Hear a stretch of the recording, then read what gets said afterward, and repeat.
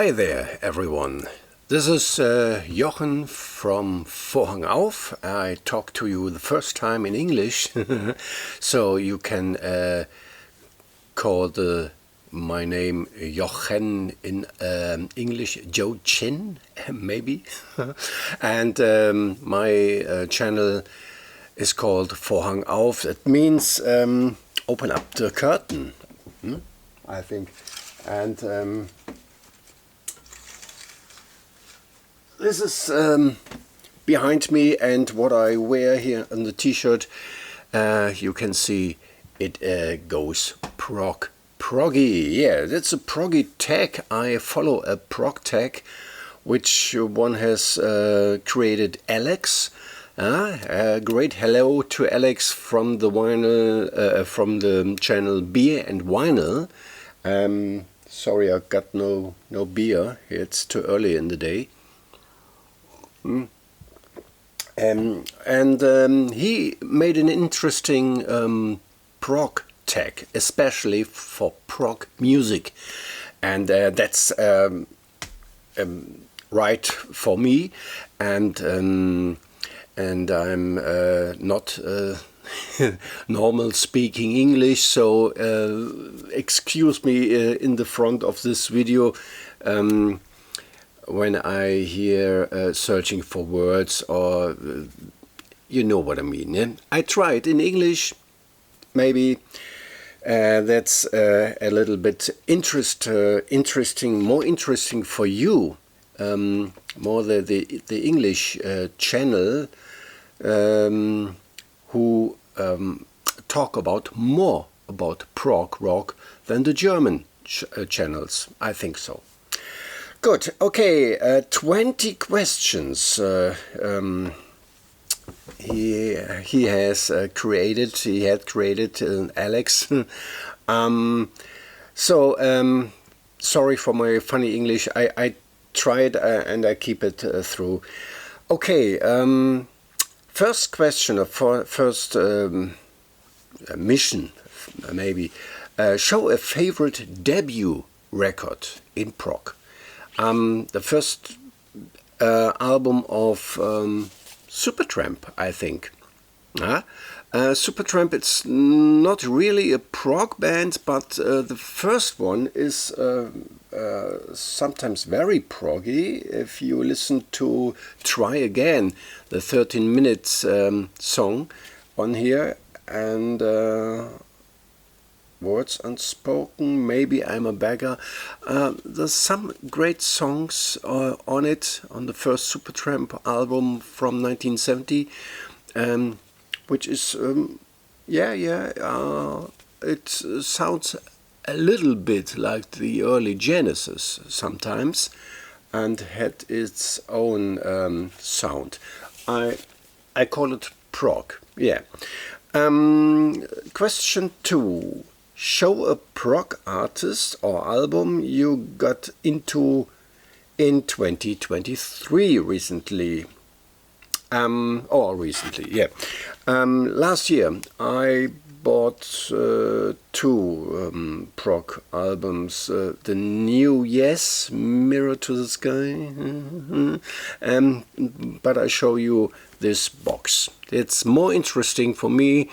The big King Crimson box, you can see here a lot of CDs, 4 live CDs, and the main thing is the film of Toby Amis. Toby Amis, a filmmaker who filmed King Crimson in the last years of touring till 2019.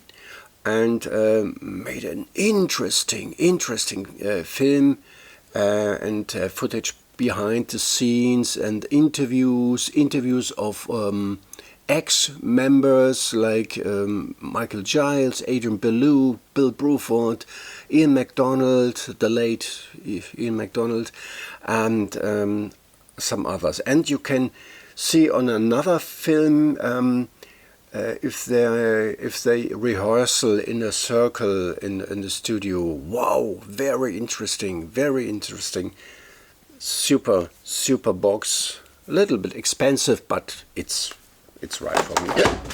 Oh, good. Expensive. Okay. Question 3.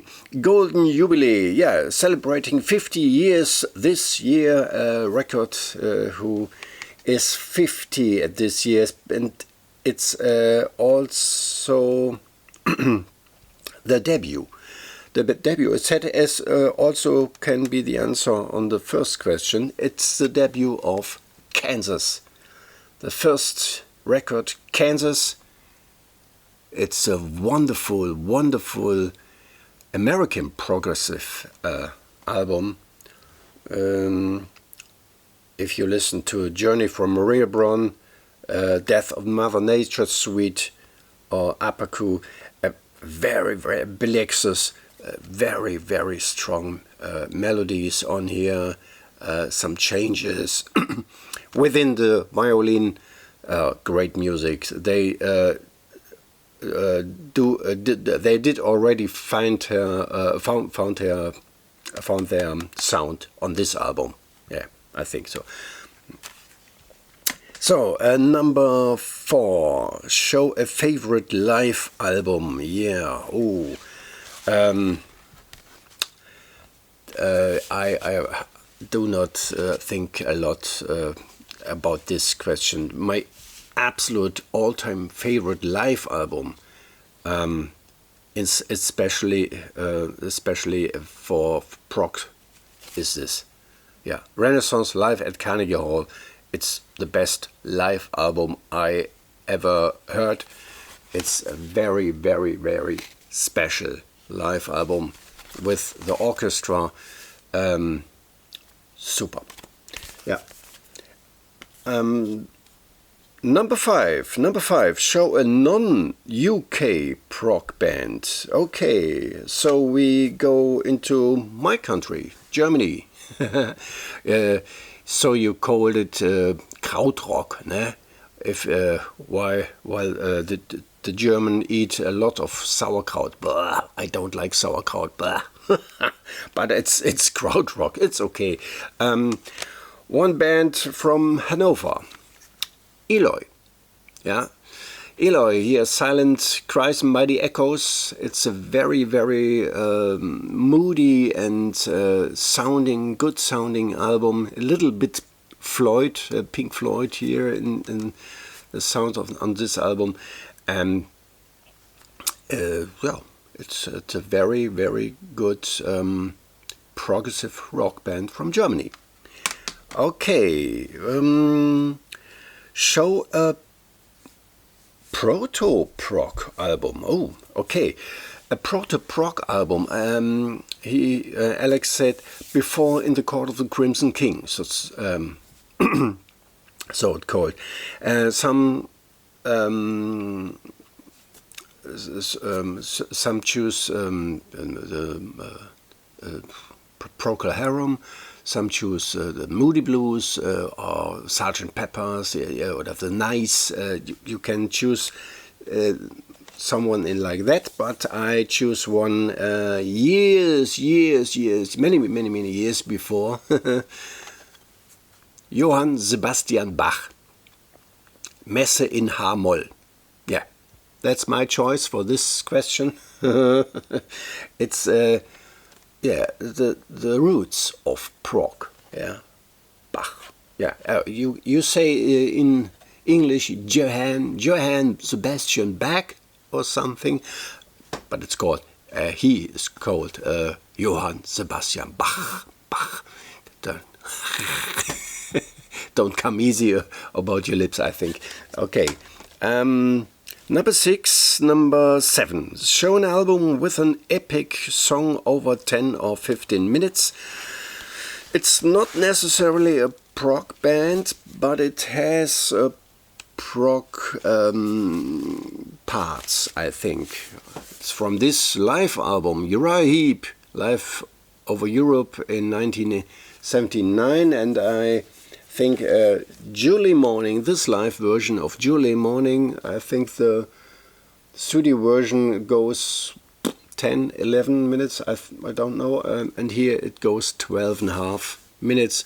July Morning, super live version with the new singer on it. What is the second singer of Uriah Heep? John Lawton. Yeah, with John Lawton here on this album. So number 8, show an album with a proggy song from a non-proggy artist. That's a very good question. First I thought about Toto, Hydra, yeah, the second album from Toto with the title track, Hydra. It's proggy. Or when you listen to the Toto 14, some of the songs, I don't know the name, it had also a proggy song on it. But I show you a totally different one. I think this lady has been in the early 80s. We know her in Germany a lot. Alice. Yeah, Alice with her album Charade from 1996, I think, no? 1995? No. Okay, and this is not normally a pop album. She is very interested in sounds and so on. So on this album you can hear also the California Guitar Trio, and she works with Trey Gunn. Yeah? At this time the bassist of King Crimson. And the songs are in this way, yeah, very moody sounding, very, very interesting. And I think 2 or 3 songs are sounding very proggy. Yeah, check it out. It's a very interesting album, Charade of Alice. Number 9. An underrated gem, forgotten favorite artist album that is underappreciated. I don't understand the question right. I think what's a gem? An underrated gem. Is it like a treasure or something? I don't know. I saw it from other prog tags, and I came to this album. 2 people from different bands, Wetton Manzanera, yeah. Phil Manzanera, the guitarist of Roxy Music, and John Wetton, the bassist and singer of UK, King Crimson, later Asia. This is from 1987, yeah. It's after the Asia things, and you can hear the little bit the Asia style, but it's also a little bit proggy. Keep on Loving Yourself, Suzanne, Do It Again. Very John Wetton songs. They are mainly John Wetton songs. Maybe Alan White on drums, Kevin Godley backing vocals. A lot of people here, and this is I think an underrated, maybe forgotten record. It's not very proggy, but it's from proggy guys. So number 10, album featuring what? Your favorite prog vocalist? My favorite prog vocalist, number 10, I think it's John Anderson. Yeah, John Anderson of Yes here with his solo album Animation. For me, the answer. So, number 11, is it prog? Show an album you describe it as art rock. Art rock. I think about this album, Talk. Yeah. Spirit of Eden from 1988. Yeah. You don't expect this kind of music on this album at this time, Talk you will known in 1984 with Such a Shame and It's My Life and so on, and that's good pop songs, yeah. And this is totally different, yeah. If you don't know it, check it out. So, is it prog? Show a solo album of an artist from a prog band, number 12. Yeah, that's easy for me. I go to Mr. Rick Wakeman, here. The Myths and Legends of King Arthur and the Knights of the Round Table. For me, it's the best album of Rick Wakeman. I don't know all of them. It's impossible to know all Rick Wakeman albums.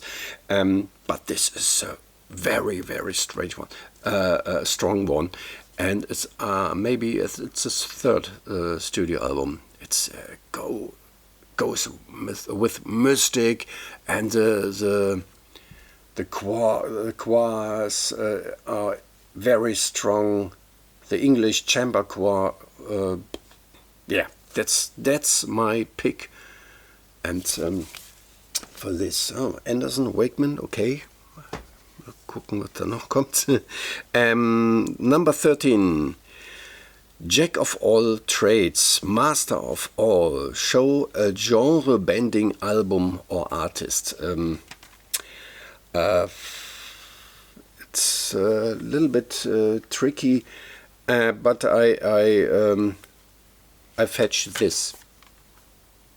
John Lord, Sarabande. Yeah, that is a very, very strong album. It has the prog things on it. Sorry, but I don't know the words often. And it has the classical moments, yeah, in there. Of course, John Lord. Yeah. John Lord is the first combiner where classic and rock, that bring classic and rock together. You can hear this on concert for an orchestra with something with the purple, and this is a great album.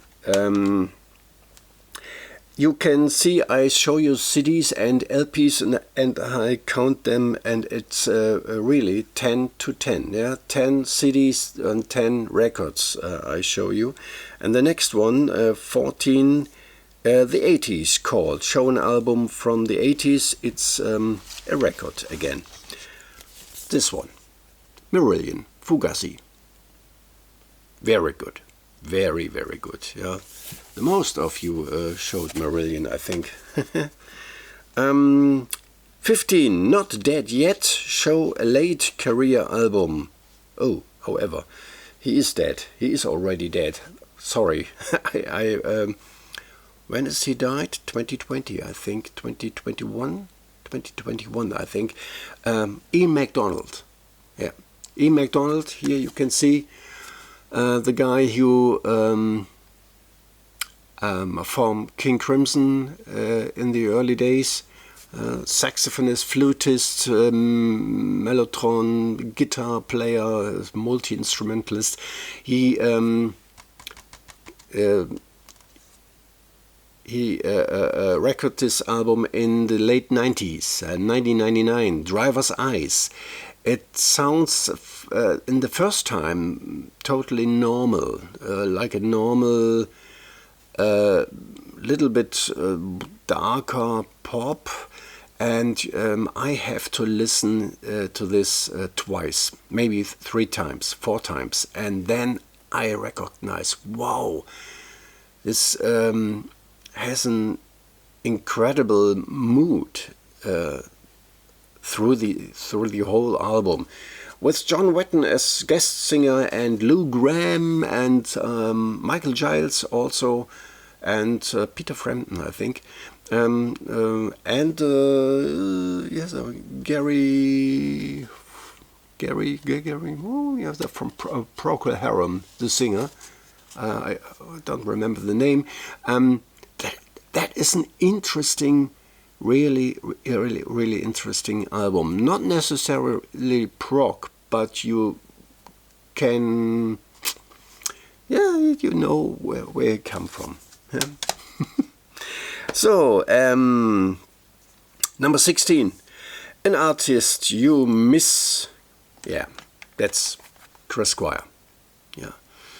And if you know about Chris Squire's bass playing, I can link this below. There's on YouTube a guy who plays bass, the Gates of Delirium. He plays the whole bass line. And then you recognize the bass playing, the working in this period of Yes. It's unbelievable. Okay, Chris Squire, I think this is a guy I missed a lot. Number 17, Prog Goes Pop. That is an interesting question. Show a progressive pop album. Maybe I show you a poppy prog album. It's a progressive band, but the second one is more poppier and more listenable for maybe beginners or something. It's the second album of UK, Danger Money. Yeah, the first one you have more jazzy elements, while Alan Holdsworth and Bill Bruford is on it. But here is there are just three: John Wetton, Eddie Jobson, and Terry Bozzio on drums. Yeah, the crazy Terry, and this is more poppier. Nothing to Lose. It's a real pop song. Yeah. Otherwise, I have on it the only thing she needs on Carrying Across. That's very proggy, but it's also a very poppy album, I think. So, show a prog album with cover art you love. Yeah, that is Saga, the second one. Images at Twilight. Yeah, look at this here, this great picture. I love this. Yeah, this is neo-prog. You can call this so. With You're Not Alone, See Them Smile, It's Time, the title track, Images of Mouse and the Maze. Amazing tracks. Yeah, from 1979. 19. An album you recommend to a non-prog fan. Yeah. Someone who does not necessarily need prog, but I would show him this album, Genesis, Wind and Wuthering. It has some beautiful melodies. It's not too difficult. It's easy to hear, and it's easy prog. Yeah, I think. And it's the last one from Genesis, which I called prog. Yeah, and that is an album. Yeah, you get easy into it, I would say. So, and the last one, 20. Your favorite prog album of all time. That's a difficult question, and it changes almost, and it's not Close to the Edge, it's not Dark Side of the Moon, it's not In the Court of the Crimson King, but it is King Crimson. Yeah, it's for me the deepest adventure you can dive into a prog world. It's Lizard. That is an amazing album, an extraordinary album, which I listened to the first time, and I think, oh, what a great adventure. You can find here some craziness, you can find here some peaceful harmony. You can find here John Anderson as a guest singer at the title track. And the title track already, Lizard, is the second half of on this album. It's dangerous, it's mystic, it's what is it? What world of prog is this? It's for me the prog album. It has all of it. Yeah, it's a very, very great adventure, and it is the most underrated album of King Crimson ever. Yes, that's for me the greatest prog album. Yeah, and most of the time. Yeah. So that's my choice for the 20 missions or questions that Alex had create. Yeah, and I thank you for your audience, and I think it's not. I hope that's not too boring for you when I search for the words. Sorry, I'm not a normal English spoken guy, but I hope you enjoy this video and my choice. And so yeah, beer and vinyl. Thank you. And I think I need a beer now. Yeah. Okay. Goodbye, everyone. Und auch auf Deutsch sage ich Tschüss, bis zum nächsten Mal wieder hier bei Vorhang auf mit einem deutschen Beitrag. Ciao.